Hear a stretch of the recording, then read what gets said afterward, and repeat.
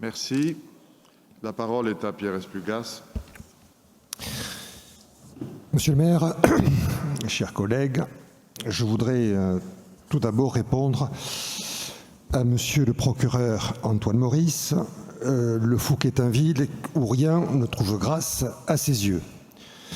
Monsieur Maurice, vous indiquez que la liste Aimé Toulouse a été élue, ne serait pas suffisamment représentative parce qu'elle a été élue avec un taux de 22% des inscrits.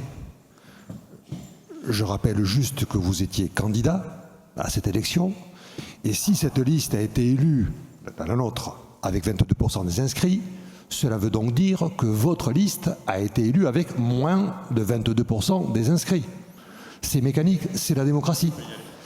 S'il vous plaît, merci de mettre votre masque, monsieur. Je vous signale que j'ai un détecteur de CO2 que nous sommes en train... Monsieur Esplugas, veuillez à la fois mettre votre masque et prendre la parole.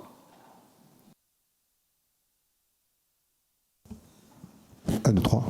Pas de problème, monsieur le maire. Bon, je note toujours la bienveillance sur la police du masque de madame Morin, mais je m'exécute sans aucune difficulté. Je précise évidemment que pour ce qui me concerne, je suis titulaire d'un pass sanitaire et j'ai eu les 2 doses. Peut-être que, j'espère que tout le monde est concerné par cette mesure dans cette assemblée. Je poursuis ma démonstration. Merci, monsieur le maire. Oui, monsieur Maurice, vous avez évoqué le fait que les associations n'avaient pas été concertées, les membres de bureaux de quartier n'avaient pas été concertés pour la rédaction de ce règlement. Tout d'abord, je veux vous répondre que ce règlement ressemble largement au précédent, car ce n'est pas une grande nouveauté, il existait. Simplement, il a été amendé pour correspondre aux nouvelles instances, premièrement. Deuxièmement, on s'est aperçu qu'il n'avait jamais fait l'objet d'un arrêté municipal ou d'une délibération, si bien que sa force juridique était assez fragile. L'UCQ a eu plusieurs rencontres avec moi, d'ailleurs assez fructueuses. Elle m'a fait savoir qu'elles étaient favorables à certaines évolutions, ou plutôt opposées à d'autres, et nous en avons tenu compte, notamment dans notre volonté d'élargir les bureaux de quartier à un certain nombre de citoyens. Ils ont souhaité que le nombre soit plutôt restreint, et ils ont souhaité que ce ne soient pas des personnes nommées comme personnalités qualifiées, pensant que le risque était pour les maires de quartier de nommer des amis politiques et que donc ça politiserait les postures. Cet argument, nous l'avons entendu, et par conséquent, les individus qui siégeront, les 6 individus qui siégeront aux côtés des associations, non seulement seront tirés au sort, mais en plus, effectivement, on conseille plutôt qu'ils ne soient pas déjà membres d'associations. Je m'étonne d'ailleurs. Votre masque, cher collègue. Décidément, j'aimerais que la police de cette assemblée soit assurée par son président. Vous avez raison, madame Morin. J'ai ce travers d'enlever mon masque parce que j'ai un peu de buée dans mes lunettes. Je pourrais vous proposer des solutions si vous le voulez. Venez me voir en privé après, je vous expliquerai. Ce sera avec plaisir.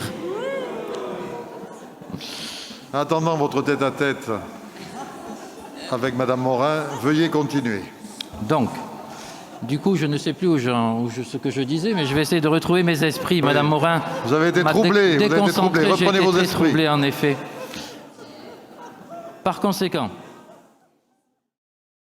Alors, sur la 11.1, donc le partenariat entre le CROUS, le CHU et la mairie, qui concerne le point d'un lieu de test de dépistage de la Covid au CHU de Rangueil. Comme vous le savez, depuis le 15 octobre 2021, les tests RT et PCR et antigéniques ne sont plus systématiquement pris en charge par l'assurance maladie, comme c'est le cas depuis le début de la crise sanitaire. Le gouvernement a pris cette décision pour forcer les personnes à se faire vacciner après avoir imposé le pass sanitaire, qui est avant tout une mesure autoritaire qui n'a rien à voir avec la santé publique.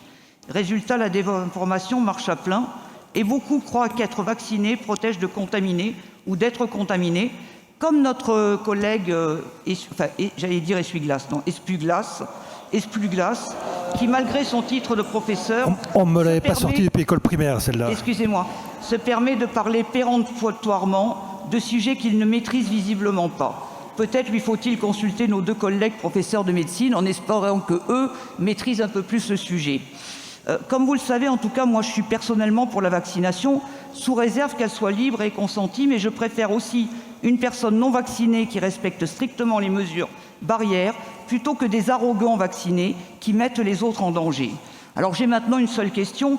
Avons-nous la garantie de la poursuite de la gratuité de ces tests sur ces lieux que la mairie aide? Merci.